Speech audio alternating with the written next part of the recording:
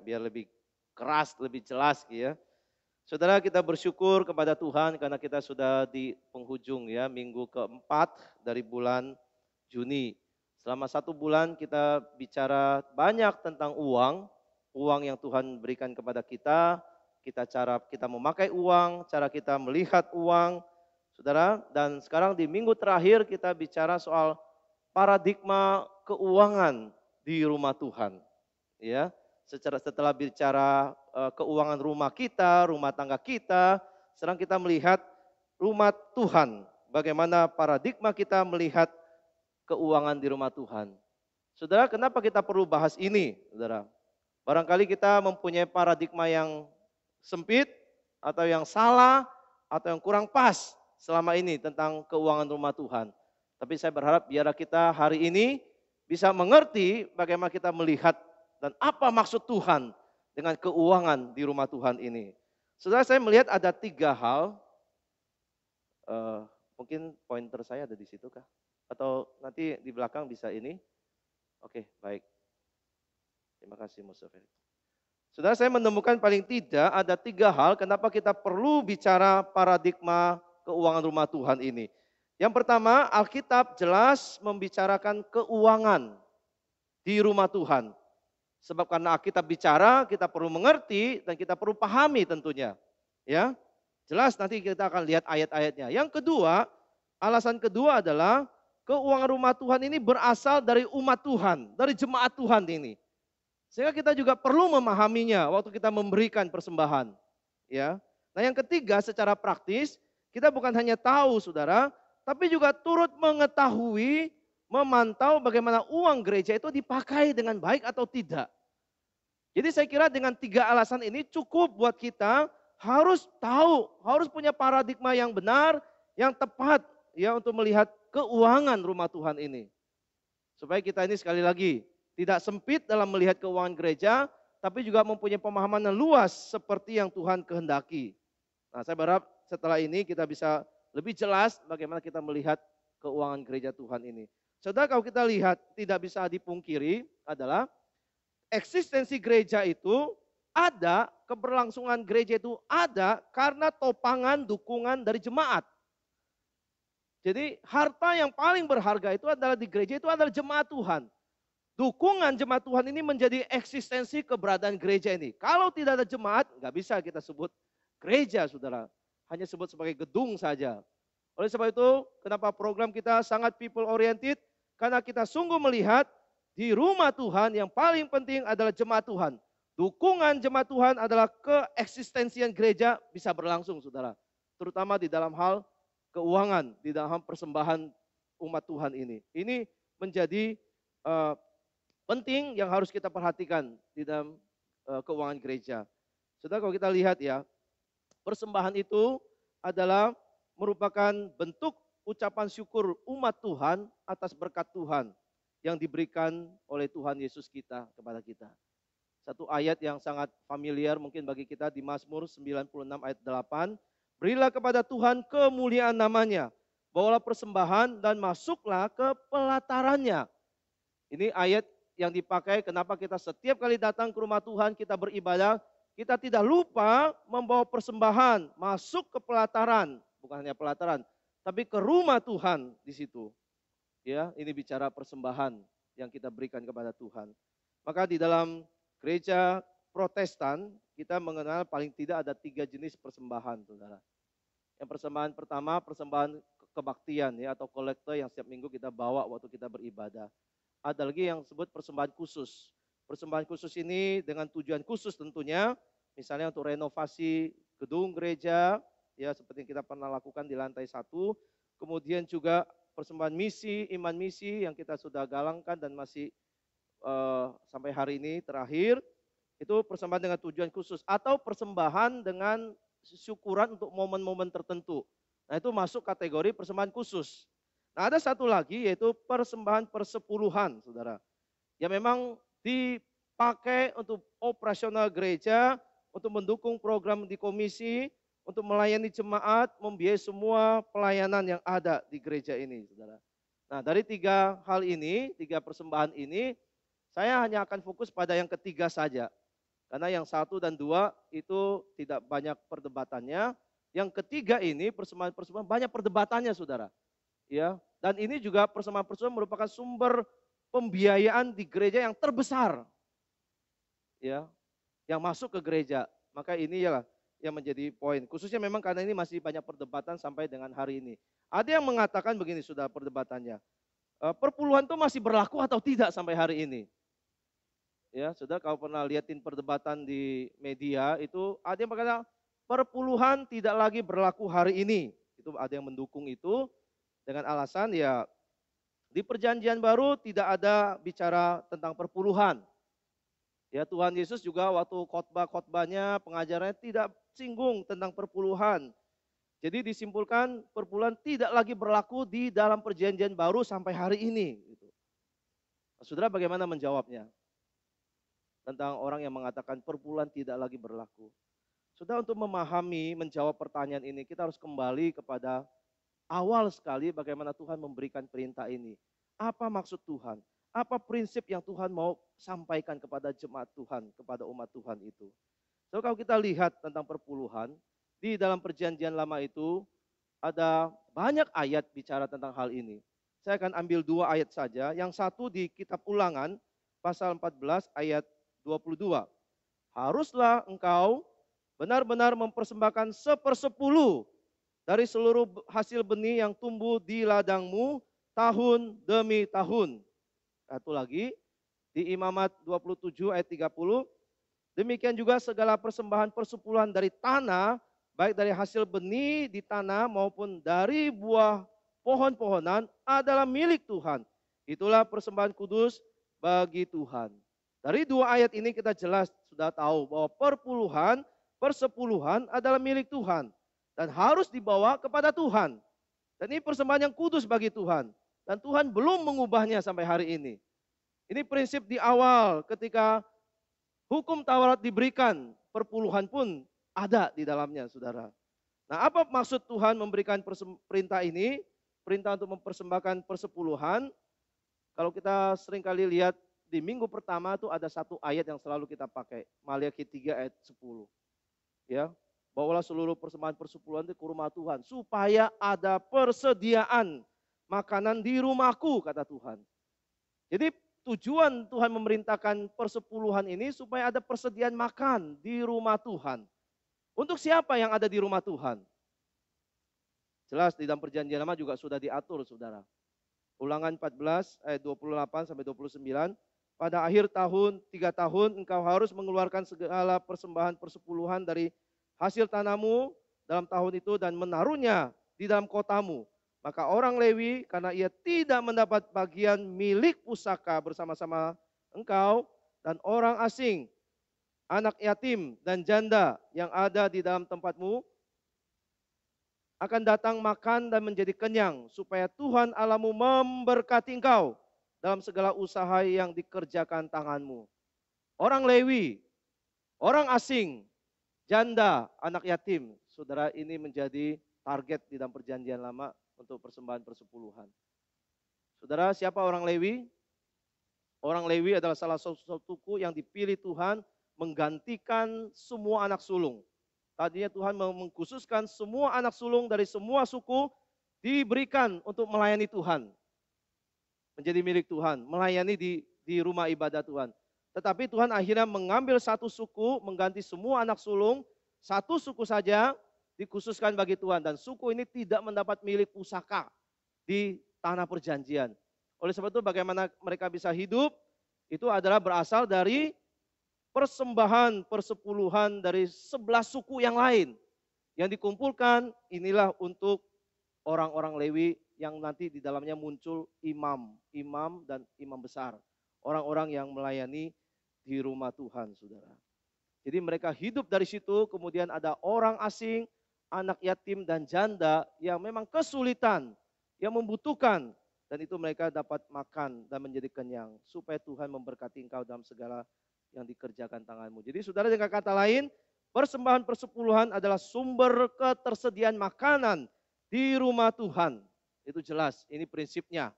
Untuk rumah Tuhan, supaya ada makanan di rumah Tuhan. Ini prinsipnya saudara. Bagaimana dengan perjanjian baru? Ya, apakah ada bicara tentang persembahan? Di dalam perjanjian baru, saudara, sebenarnya bicara tentang persembahan secara global itu ada. Namun tidak spesifik bicara tentang persepuluhan, saudara. Banyak orang berusaha cari ayatnya, tapi lupa dengan prinsipnya. Dia hanya fokus untuk cari ayat yang cocok untuk mendukung mereka, tapi mereka lupa dengan prinsip yang lebih atas, lebih tinggi daripada itu. Sebetulnya Tuhan Yesus sudah katakan waktu dia datang. Yesus berkata, anak manusia datang bukan untuk meniadakan hukum Taurat, tapi untuk menggenapinya. Jadi termasuk juga di dalam semua tidak ada yang dihilangkan dari hukum Taurat. Adapun dikembalikan kepada jalurnya dan itu digenapi oleh Kristus, saudara. Kalau kita lihat peralihan dari perjanjian lama ke perjanjian baru, saudara, ada yang kita sebut dalam bahasa teologi itu kontinuitas dan diskontinuitas. Ya, ada yang masih tetap berlangsung, ada yang tidak lagi berlangsung. Ada yang diteruskan dari perjanjian lama ke perjanjian baru, ada yang sudah berubah dari perjanjian lama berubah di dalam perjanjian baru. Apa yang berubah misalnya? Apa yang discontinue? Misalnya salah satunya adalah tentang sunat. Di dalam perjanjian lama yang menjadi tanda umat Tuhan itu adalah sunat lahiriah. Maka Abraham, keturunan orang berimam disunat beserta dengan anak-anaknya, cucunya, dan bangsa pilihan Tuhan. Semua disunat. Tetapi di dalam perjanjian baru, Paulus berkata, yang penting bukan sunat lahiriah, tapi sunat hati yang menanggalkan manusia lama. Jadi baptisan itulah menjadi tanda daripada umat Tuhan di dalam perjanjian baru. Jadi ada diskontinuitas di sini. Berubah dari sunat lahiriah menjadi sunat secara hati. Ya, atau secara khusus kita bilang ini baptisan sebagai tanda umat Tuhan. Itu sudah berubah. Tapi tetap ada yang continue, saudara. Dari perjanjian lama ke perjanjian baru. Yesus memang tidak mengutip ya soal perpuluhan, ya, tetapi bukan berarti ini berubah, saudara. Ya, dengan kata lain tidak ada perubahan malah. Dan ini terus berlanjut dan masih continue. Meskipun orang menafsirkannya, ada teolog menafsirkannya tidak sependapat dengan itu. Ya, tapi kita lihat prinsip utamanya nanti, saudara. Prinsipnya tidak berubah. Perpuluhan tetap milik Tuhan yang dipakai untuk rumah Tuhan. Rumah Tuhan masih ada sampai zaman ini. Umat Tuhan juga masih ada sampai zaman ini. Dan semua pelayan Tuhan juga masih ada di zaman ini. Meskipun bentuknya namanya sudah berubah. Ya, dulu imam, sekarang ada namanya penatua, pengajar, gembala, pemberita Injil. Di dalam konteks surat-surat Paulus itu ada, saudara. Maka Paulus pernah bicara soal ini juga. Seperti yang tadi kita baca di dalam pembacaan bertanggapan, saudara. Di 1 Korintus pasal yang ke-9, ayat 4 sampai 11, situ sudah jelas dikatakan. Saya bacakan sekali lagi buat kita beberapa ayat. Tidakkah kami mempunyai hak untuk makan dan minum? Tidakkah kami mempunyai hak untuk membawa seorang istri Kristen dalam perjalanan kami seperti yang dilakukan oleh rasul-rasul lain dan saudara-saudara Tuhan dan Kefas? Atau hanya aku dan Barnabas sajakah yang tidak mempunyai hak untuk dibebaskan dari pekerjaan tangan? Siapa yang pernah turut dalam peperangan atas biayanya sendiri? Siapakah yang, ayat 7, saudara. Nanti boleh diklik ya. Siapakah yang pernah turut dalam peperangan atas biayanya sendiri? Siapakah yang menanami kebun anggur dan tidak memakan buahnya? Atau siapakah yang menggembalakan kawanan domba dan tidak minum susu domba itu? Apa yang kukatakan ini bukanlah hanya pikiran manusia. Perhatikan, bukankah hukum Taurat juga berkata-kata demikian? Sebab dalam hukum Musa ada tertulis, janganlah engkau memberangus mulut lembu yang sedang menggirik. Lembukah yang Allah perhatikan atau kitakah yang ia maksudkan? Ya, untuk kitalah hal ini ditulis, yaitu pembajak harus membajak dalam pengharapan dan pengirik harus menggirik dalam pengharapan untuk memperoleh bagiannya. Jadi jika kami telah menaburkan benih rohani bagi kamu, berlebih-lebihankah kalau kami menuai hasil duniawi daripada kamu? Kalau kita perhatikan ayat 13 dan 14 lebih jelas lagi tertulis, tidak tahukah kamu bahwa mereka yang melayani dalam tempat kudus mendapat penghidupannya dari tempat kudus itu. Dan bahwa mereka yang melayani mezbah mendapat bahagian mereka dari mezbah itu. Demikian pula Tuhan telah menetapkan bahwa mereka yang memberitakan Injil harus hidup dari pemberitaan Injil itu. Sudah lihat ada kesinambungan, ada keberlanjutan prinsip dari perjanjian lama ke perjanjian baru. Mereka yang melayani di rumah, di dalam mesbah Tuhan, di rumah Tuhan, harus mendapatkan penghidupan dari situ. Maka kalau kita perhatikan prinsip ini berlangsung saudara, berlanjut. Ini ditekankan di dalam perjanjian baru. Maka kalau cari ayat perpuluhan memang tidak menemukan. Tapi prinsip jauh lebih di atas daripada hanya sekedar ayat. Dan kita harus melihat grand design. Maksud Tuhan yang lebih tinggi daripada itu. Maka kalau bicara tujuan dan maksud Tuhan, orang reform berpendapat perpuluhan masih continue di dalam perjanjian baru dan sampai hari ini. Saudara, karena rumah Tuhan masih ada, pelayan Tuhan tetap ada, jemaat Tuhan tetap ada dan perlu dilayani. Demikian saudara, Tuhan itu menetapkan, dikatakan Paulus, Tuhan menetapkan perpuluhan adalah untuk rumah Tuhan, keperluan rumah Tuhan dan orang-orang yang melayani di rumah Tuhan. Termasuk juga mereka yang memerlukan pelayanan diakoni ya. Seperti anak yatim, orang-orang miskin, orang-orang yang susah. Itu pun Tuhan minta kepada gereja, rumah Tuhan untuk memperhatikan mereka. Saudara, demikian Tuhan tetapkan itu dengan tujuan yang sangat indah, yang sangat mulia, saudara ya. Tuhan mau kita melakukan itu dan taat kepada apa yang Tuhan tetapkan bagi kita. Saudara, namun apakah pertanyaannya adalah orang-orang Kristen setia melakukannya? Apakah orang Kristen melakukan apa yang Tuhan tetapkan ini atau tidak? Seberapa banyak orang yang sudah mengenal Tuhan, setia di dalam memberi persembahan, memberi perpuluhan, dan mengerti maksud Tuhan ini. Perpuluhan untuk rumah Tuhan, tapi juga untuk orang-orang yang di luar yang membutuhkan. Apakah kita mengerti ini? Barangkali kita hanya mengerti, oh prinsip yang sangat paradigma yang sempit. Sekarang Tuhan bicara yang lebih luas. Untuk orang-orang yang di dalam gereja yang melayani, termasuk juga melayani dan menjangkau keluar kepada mereka yang membutuhkan, kepada mereka yang perlu untuk dibantu, saudara. Maka kenapa Tuhan memerintahkan kita ini untuk sungguh-sungguh melakukan perintah Tuhan. Jika kita sudah setia di dalam memberi perpuluhan, bersyukur karena kita mengerti hal ini, saudara. Tapi pertanyaan kedua adalah kalau gereja menerima perpuluhan, apakah uang persembahan perpuluhan pun dikelola dengan baik atau tidak? Karena memang ada gereja-gereja tertentu yang mungkin perpuluhannya itu diterima oleh seorang individu di rekening individunya, lalu memperkaya oknum-oknum yang melayani pelayan-pelayan Tuhan yang di rumah Tuhan itu.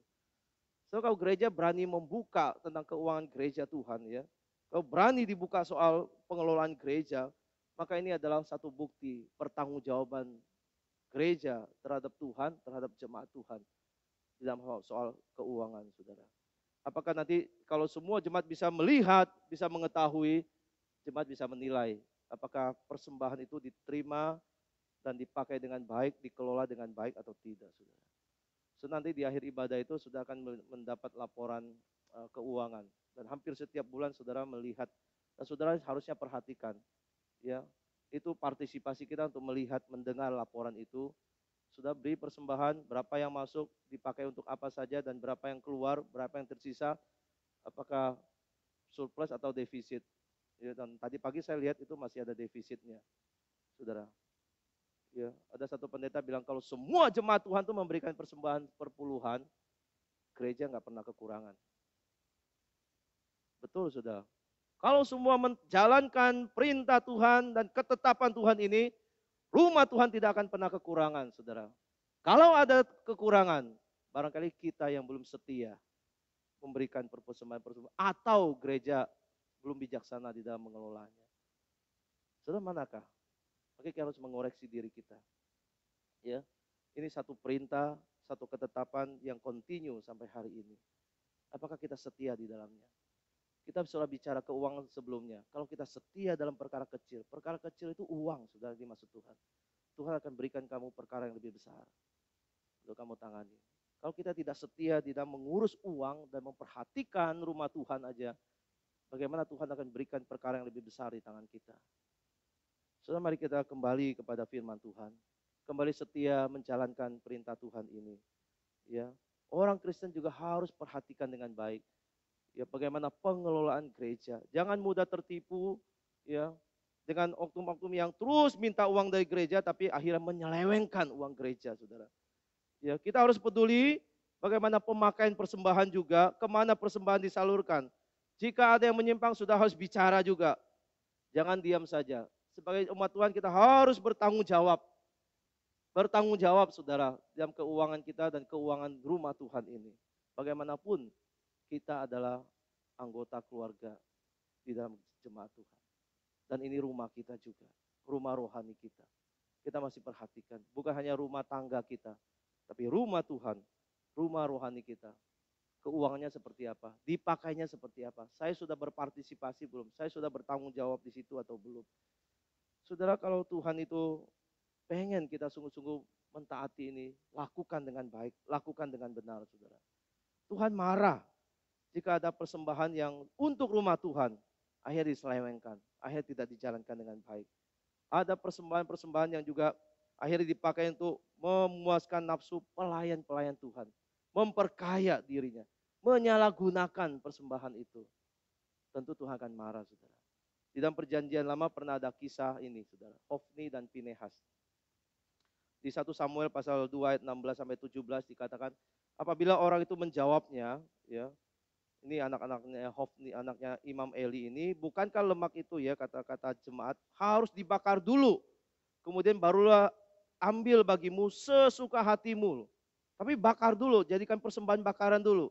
Maka berkatalah ia kepada orang itu, ini salah satu anak Imam Eli, sekarang juga harus kau berikan. Kalau tidak aku akan mengambilnya dengan kekerasan. Dengan demikian sangat berdosalah kedua orang muda itu di hadapan Tuhan. Sebab mereka memandang rendah korban untuk Tuhan. Sudah ayat ini bicara persembahan korban bakaran. Yang harusnya diperlakukan dulu, dibakar dulu, baru bagiannya nanti imam boleh ambil sesuka hati di sini dikatakan. Tapi karena rakus, karena tamak, karena serakah, karena nafsunya, dia nggak sabar tunggu itu dibakar. Dia ambil dengan kekerasan. Dan untuk dia semuanya. Saudara, ini salah satu bentuk penyelewengan dari persembahan yang sudah diberikan. Yang sudah dibawa oleh umat Tuhan ke dalam rumah Tuhan. Diselewengkan dan dikatakan ini sangat besar dosanya orang ini. Maka kalau kita hari ini sebagai jemaat Tuhan, umat Tuhan, kita juga ikut bertanggung jawab atas keuangan persembahan yang ada di gereja ini. Ya. Tuhan menghendaki persembahan di rumah Tuhan ini dikelola, digunakan dengan tepat. Dikelola oleh orang-orang yang benar, yang tidak serakah. Jika ada penyelewengan, saudara, maka itu dosa di mata Tuhan. Saudara, sebab itu jemaat ini kita semua harus berpartisipasi. Bentuk partisipasi kita dalam persembahan adalah satu, memberikan persembahan jelas. Yang kedua, saudara jangan cuek dengan, wah kalau ada laporan udahlah nggak usah didengerin misalnya gitu. Udah pulang aja lah buru-buru. Saudara ikut mendengar, ikut turut mengamati, turut melihat, saudara, mengawasi.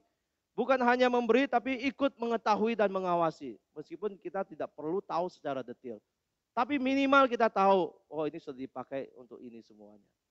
Ya, dan bukan juga hanya mengawasi tapi enggak memberi. Kayak polisi kan jadinya kan, cuman ngawasin aja tapi enggak ikut memberi. Tuhan mau kita turut memberikan, ini ketetapan Tuhan. Dan Tuhan mau kita juga tahu bagaimana ini dikelola dengan baik. Supaya saling-saling mengawasi satu sama lain. Dengan demikian, uang yang dipersembahkan kepada gereja, semua begitu transparan. Semua dipakai untuk tujuan yang mulia, yang seperti Tuhan mau. Seperti yang Tuhan kehendaki, ini dikerjakan. Maka Tuhan akan memberkati baik rumah Tuhan dan jemaat yang memberikan persembahan persepuluhan ini. Sudah kita harus jadi jemaat yang bertanggung jawab kepada Tuhan. Ya, perhatikan rumah Tuhan, keuangannya dan berpartisipasi di dalamnya. Bukan hanya memberi, tapi juga ikut memantau. Memantau, saudara. Saudara, tentang persembahan perpuluhan ini bukan hanya satu perintah, tapi yang perintah yang mengandung janji di dalamnya. Ya, ada perintah dan ada janji Tuhan. Tapi di dalam janji Tuhan juga ada perintah Tuhan yang harus kita lakukan. Kalau kita mau janji Tuhan, tapi kita nggak mau menjalankan perintah Tuhan, ini mustahil. Ya, kalau kita jalankan perintah Tuhan, mustahil juga kalau tidak ada janji Tuhan di situ. Maka biarlah kita melakukan perintah Tuhan ini dan janji Tuhan, Tuhan yang akan genapi. Bagian kita mentaati, bagian Tuhanlah mencurahkan berkat bagi kita. Maliaki 3 yang tadi saya katakan, ayat 10. Bawalah seluruh persembahan persepuluhan itu ke dalam rumah perbendaharaan, supaya ada persediaan makanan di rumahku, dan ujilah aku. Perhatikan firman Tuhan semesta alam, apakah aku tidak membukakan bagimu tingkap-tingkap langit, dan mencurahkan berkat kepadamu sampai berkelimpahan. Saudara, ini satu-satu ayatnya yang Tuhan berani membuka diri dan memberi dirinya untuk ditantang oleh jemaat Tuhan. Tantang saya, kata Tuhan seolah-olah. Uji aku, apakah aku tidak membukakan bagimu tingkap-tingkap langit. Ini seperti satu janji yang Tuhan berikan. Tapi sebelum janji ini diberikan, lakukan yang di atas. Bawa persembahan persepuluhan ke rumah Tuhan.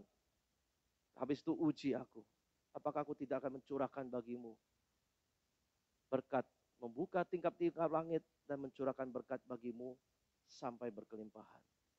Saudara, di zaman dahulu pekerjaan orang sangat tergantung kepada cuaca dan hujan. Karena mereka banyak bertani, menanam gandum, buah anggur dan semua, dan sangat tergantung kepada cuaca. Dan cuaca itu semua di dalam tangan Tuhan. Kan? Kalau Tuhan tidak mencurahkan hujan, terjadi kekeringan saja seperti di zaman Elia 3,5 tahun, maka kekeringan melanda, kelaparan dan kematian manusia begitu banyak. Ya. Tapi begitu mereka terima hujan yang begitu cukup untuk pertanian, perkebunan mereka, wah, panennya itu akan berlimpah. Ya, curah hujan tinggi itu semua subur. Ya, dan semua bisa menikmati berlimpah hasil panen mereka. Dan itu bentuk berkat Tuhan yang mencurahkan, yang membuka tingkap langit untuk mereka. Bukan jatuh dari surga langsung, saudara. Tapi mereka harus kerja juga. Tapi Tuhan sudah curahkan, kamu garap dengan baik, itu akan menghasilkan kelimpahan di dalam lubungmu. Tapi waktu sudah kelimpahan, jangan lupa, ini berkat Tuhan yang kamu harus kembalikan kepada Tuhan. Tuhan yang memberi cuaca, curah hujan, sekarang kita menuai hasilnya, kembalikan 10% persepuluhan kepada Tuhan. Sudah saya pernah kasih ilustrasi sebelum-sebelumnya, persembahan persepuluhan itu seperti saya itu memberikan 1 cup es krim kepada anak saya. Saya belikan ke dia. Lalu waktu dia menikmati, dia makan, saya minta hanya 1 sendok, 2 sendok dari dia. Anggaplah 10%. Kalau dia tidak mengerti ini diberikan dulu, baru diminta kembali 10%, dia nggak akan berikan, saudara. Maka mendidiknya adalah ini kamu sudah dapat 1 cup es krim, lalu yang beliin, yang kasih kamu itu hanya minta 2 sendok saja. Masakah kamu tidak bisa bagi, kembalikan? Ini Tuhan sudah curahkan berkat di dalam pekerjaan kita. Limpahkan semua kepada kita. Sekarang milik Tuhan hanya 10%, 1/10 dikembalikan kepada Tuhan. Saudara, Tuhan berani memberikan dirinya, uji Tuhan. Apakah Tuhan tidak setia pada janjinya? Atau kita yang tidak setia pada komitmen dan ketetapan Tuhan yang sudah diberikan ini?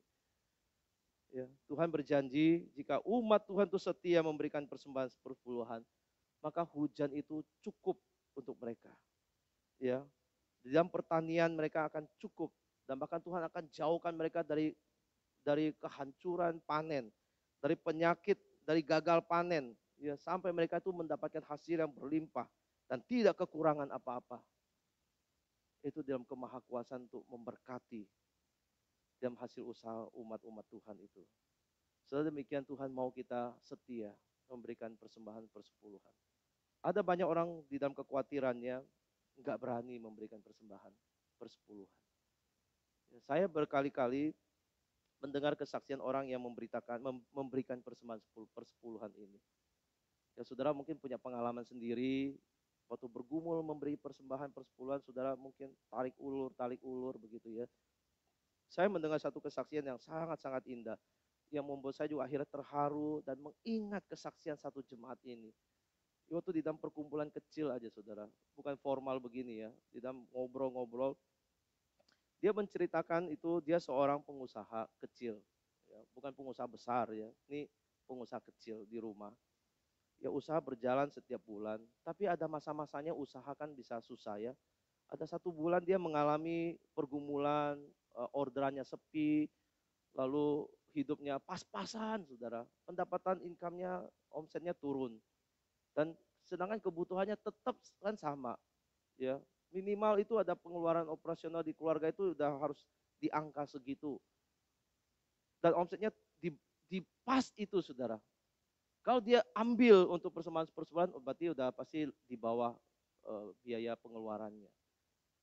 Dia bergumul waktu itu. Saya mau memberikan apa tidak? Kalau saya berikan, pasti saya kekurangan bulan ini.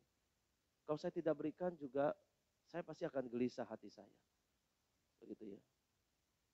Dia biasanya memberi, tapi bulan itu ada pergumulan. Akhirnya dia bergumul dan dia tetapkan, dia putuskan, menetapkan hatinya, saya akan tetap berikan persembahan ini, perpuluhan. Dia kasih, saudara. Dia kasih dengan harapan Tuhan sediakan apa yang menjadi kekurangannya. Sudah, Tuhan punya cara yang ajaib untuk menjawab doa, menolong umatnya, ya. Dan Tuhan sekali lagi membuka diri untuk diuji oleh kita. Ya, tapi saudara jangan punya motivasi mencobai Tuhan ya. Maksudnya saudara setia di dalam motivasi yang lurus memberi persembahan, percayalah kepada apa yang Tuhan janjikan. Betul saudara. Beberapa waktu ke depan, dia dapat satu telepon yang memberikan orderan yang cukup saudara. Ini nggak pernah dipikirkan, nggak pernah dirancang, nggak pernah ada seperti ini. Tapi Tuhan sediakan lewat orang yang telepon dia, akhirnya dia dapat orderan, dia bisa jalan lagi usahanya dan ada income tambahan, saudara. Wah, dia bersyukur sekali. Ya, saya waktu dengar dia itu sangat-sangat menyentuh waktu dia sharingkan ini. Ya. Dan itu menunggukan, menguatkan saya juga. Ya, untuk kita terus setia di dalam persembahan kita, di dalam memberikan perpuluhan di rumah Tuhan untuk pekerjaan Tuhan. Maka hari ini saya masih ingat ceritanya, kisahnya, karena itu buat saya sangat berkesan. Sudah mungkin mengalami pergumulannya dan sudah bisa melewatinya, puji Tuhan. Sudah ada banyak cara Tuhan mencukupkan kita dan memelihara kita. Ya, Tuhan bisa utus banyak orang kita nggak duga untuk menolong kita. Itu di dalam kedaulatan dan kemahakuasaan Tuhan. Asal kita setia di dalam menjalankan apa yang Tuhan perintahkan. Tuhan minta kita memberikan persepuluhan. Biar kita setia melakukannya. Jadi umat Tuhan, jemaat Tuhan, ikut bertanggung jawab di dalam rumah Tuhan. Bukan hanya memberi, tapi juga membantu di dalam mengawasinya, di dalam memantaunya. Sehingga kita sama-sama transparan, jujur, bertanggung jawab kepada Tuhan dan kepada sesama dalam keuangan gereja Tuhan ini. Kiranya Tuhan memberkati kita semuanya. Mari kita berdoa.